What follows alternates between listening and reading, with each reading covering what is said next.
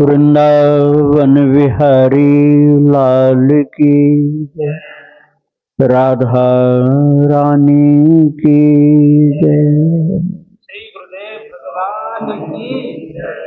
श्री राधे राधे। कल आप लोगों ने गीता जी के प्रथम अध्याय का प्रथम श्लोक पाठ किया था और उस संदर्भ में आपको कुछ परिचय की बातें बताई गई थी। आज हम दूसरे श्लोक को लेंगे। पहला श्लोक तो धृतराष्ट्र जी का बोला हुआ था, जो अपने पुत्रों के मोह में पांडुपुत्रों के साथ असत्य अर्थात इंसाफ नहीं कर रहे थे, असत्य व्यवहार कर रहे थे।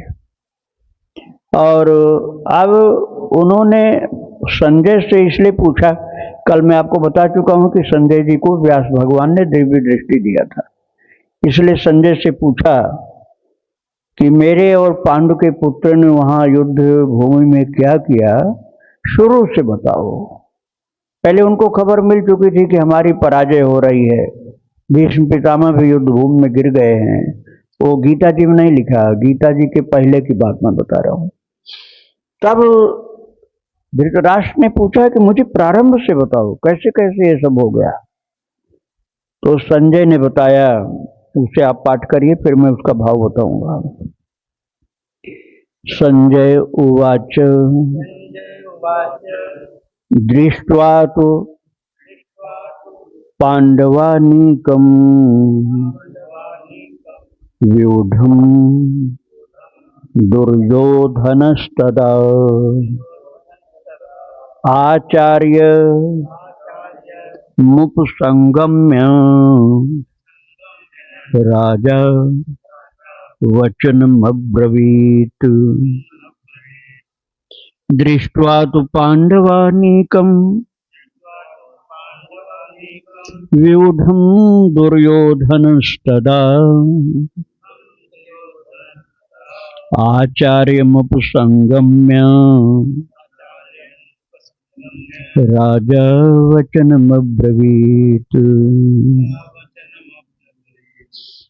भक्तों, संजय जी बतला रहे हैं, जो उन्होंने देखा था वही बतलाया। बिल्कुल वो वास्तव में भक्त भी थे, भगवान कृष्ण के भक्त थे, लेकिन सेवक थे अन्यायी राजा धृतराष्ट्र के। रोजी रोटी के लिए सेवक उनको बन के रहना पड़ता था, नौकरी करते थे, किंतु अंदर से कृष्ण की भक्ति थी। किंतु यथार्थ भाषण कर रहे हैं, कोई मिलावटी बात नहीं कर रहे हैं। संजय जी ने कहा कि महाराज, आपने जो पूछा है तो मैं अब आपको शुरू से ही बता रहा हूं कि उन्होंने द्रोणाचार्य को देखा, जो हमारे पक्ष के मुख्य सब कुछ हैं। तो द्रोणाचार्य को देख करके, उनके निकट में जा करके कुछ अपनी कठिनाई और कुछ परिचय की वहां की बातें बताई। और क्या बताया है अब उसको हम पढ़ रहे हैं, फिर उसका भाव आपको समझाएंगे। पश्यैताम पांडुपुत्राणाम माचार्य महतीम चमूम व्यूढ़ाम द्रुपद पुत्रेण तव शिष्येण धीमता। पश्यैताम पांडुपुत्राणाम माचार्य महतीम चमूम व्यूढ़ाम द्रुपद पुत्रेण तव शिष्येण धीमता। फिर बताया दुर्योधन ने, जो कि संजय जी बता रहे हैं धृतराष्ट्र को। दुर्योधन ने बताया है द्रोणाचार्य जी को, और वो बात बता रहे हैं संजय जी धृतराष्ट्र को कि द्रोणाचार्य से उन्होंने कहा कि आपका नाश करने के लिए जो जन्म लिया है, संकेत की बात है, मैं भावार्थ बता रहा हूं आपको। आपका नाश करने के लिए जो जन्म लिया है वो द्रुपद पुत्र जो है धृष्टद्युम्न, वो सेनापति बन करके विशाल सेना लेकर के सम्मुख खड़ा है, पांडवों की सेना लेकर के। बहुत बुद्धिमान है। और उसकी सेना को आप देखिए कैसे व्यूहाकार गठित किया है उसने। अब यह श्लोक पाठ करिए। अत्र शूरा महेश्वासा भीमार्जुन समायुधि युयुधानो विराटश्च द्रुपदश्च महारथ। अत्र शूरा महेश्वासा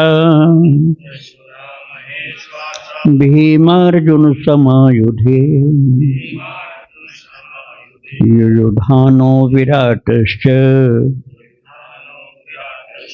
द्रुपदश्च महारथे। महारथ। वास्तव में जो व्यक्ति पवित्र मन का नहीं होता है ना, उसको दूसरे का ही धन बड़ा दिखलाई पड़ता है, अपना धन बहुत छोटा दिखलाई पड़ता है। सेना बड़ी थी दुर्योधन की, लेकिन बता रहा है बड़ी सेना पांडवों की, और बता रहा, गुणगान कर रहा है कि ऐसे ऐसे ये सब योद्धाओं का नाम बताया कि वो सब विशाल सेना लेकर के सम्मुख खड़े। उसका मतलब ये था कि ये तो वनवासी लोग हैं, वन में जन्म लिए, वन में रहे, अब यहाँ आ गए हमारे घर। अपने घर उनको आया हुआ समझ रहा, अपना भाई नहीं मानता है। तो वो सोच रहा हम तो राजा हैं और ये वनवासियों के पास इतनी बड़ी सेना कहाँ से आ गई। इसलिए सबका परिचय दे रहा दुर्योधन द्रोणाचार्य को। मैं आपको आगे जब दूसरे अध्याय में चलूंगा तब एक एक श्लोक की बड़ी बड़ी व्याख्याएं आपको सुनाऊंगा, क्योंकि भगवान के उपदेश की बातें। अभी यहाँ उपदेश की बात नहीं, इसे संक्षिप्त परिचय देते हुए आगे चल रहा हूँ। अगले श्लोक में फिर बताता है दुर्योधन की कौन कौन से हैं मुख्य मुख्य योद्धा। धृष्टकेतुश्चेकितानः काशीराजश्च वीर्यवान् पुरुजित कुंतीभोजश्च शैव्यश्च नरपुंगवः। धृष्टकेतुश्चेकितानः काशीराजश्च वीर्यवान् पुरुजित कुंतीभोजश्च शैव्यश्च नरपुंगवः। ये एक एक महारथियों का नाम उनकी विशेषताओं के साथ बतला रहा है दुर्योधन कि कोई बहुत महान पराक्रमी है, कोई बहुत बड़ा तपस्वी है, धनवान है, धनुर्धर है। ये सब पांडवों की तरफ है महाराज। और युधामन्युश्च विक्रांत उत्तमौजाश्च वीर्यवान् सौभद्रो द्रौपदेयाश्च सर्व एव महारथा। वास्तव में दुर्योधन अंदर से डरा हुआ था, इसलिए गुणगान कर रहा है शत्रु पक्ष का और सावधान कर रहा है गुरु द्रोणाचार्य को कि आप इनको हल्के में मत लीजिएगा, ये बड़े बड़े महान से महान हैं। यहाँ तक कि द्रौपदी के पुत्रों को भी बहुत बड़ा महारथी बता दिया उसने। द्रौपदेयश्च सौभद्रो द्रौपदेय सर्वैव महारथा, सब बहुत महारथी हैं। और इस प्रकार से उसने पांडव पक्ष का गुणगान किया है सर्वप्रथम। अभी जितना भी पाठ मैंने किया सब नाम ही नाम है, सब नाम है। किसी को बहुत वीर्यवान बता दिया, किसी को नरपुंगव बता दिया।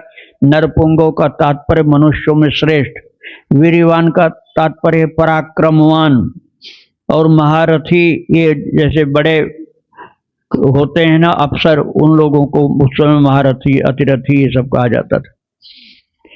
तो इन सब का नाम बता करके समझाया है कि हमारी सेना भले देखने में बड़ी है लेकिन शत्रु पक्ष में कोई कमी नहीं है। द्रोणाचार्य को इसलिए बता रहा है कि द्रोणाचार्य जी महाराज सब कुछ संभालने वाले हैं युद्ध भूमि, सबके गुरु हैं, वो दोनों पक्ष के गुरु हैं। तो उसका कहने का तात्पर्य था आप केवल मेरे ही गुरु नहीं, उधर के भी गुरु हैं, इसलिए आपको मेरे पक्ष में तो युद्ध करना है, किंतु उधर के लोगों के लिए दया नहीं करनी, क्योंकि वो साधारण नहीं है। तो ये प्रतिपक्षी योद्धाओं का नाम बताया, अर्थात पांडव पक्ष के योद्धाओं का नाम। ये 5 श्लोक आज पाठ किए गए। और अब इसके बाद पहले एक श्लोक कल आपने पाठ किया था, तो 6 हो गए। तो 7वें श्लोक से अब वो अपने पक्ष के योद्धाओं की बात बताता है। ये पहले अध्याय में इसी प्रकार की भूमिका का वर्णन है, उपदेश नहीं है। तो अभी मैं पहले अध्याय को छोड़ना नहीं चाहता हूं, लेकिन व्याख्या इनकी नहीं की जा रही, केवल परिचय दिया जा रहा है। 7वें श्लोक से, पहले अध्याय के 7वें श्लोक से फिर वो अपने पक्ष में जो जो योद्धा हैं उनका परिचय देता है, दुर्योधन। और ये बात संजय बता रहे हैं धृतराष्ट्र महाराज को। श्री राधे राधे। ओम सर्वे भवन्तु सुखिनः, सर्वे सन्तु निरामया, सर्वे भद्राणि पश्यन्तु, मा कश्चित् दुःखभाग् भवेत्। ओम सर्वे भवन्तु सुखिनः, सर्वे सन्तु निरामया, सर्वे भद्राणि पश्यन्तु, मा कश्चित् दुःखभाग् भवेत्।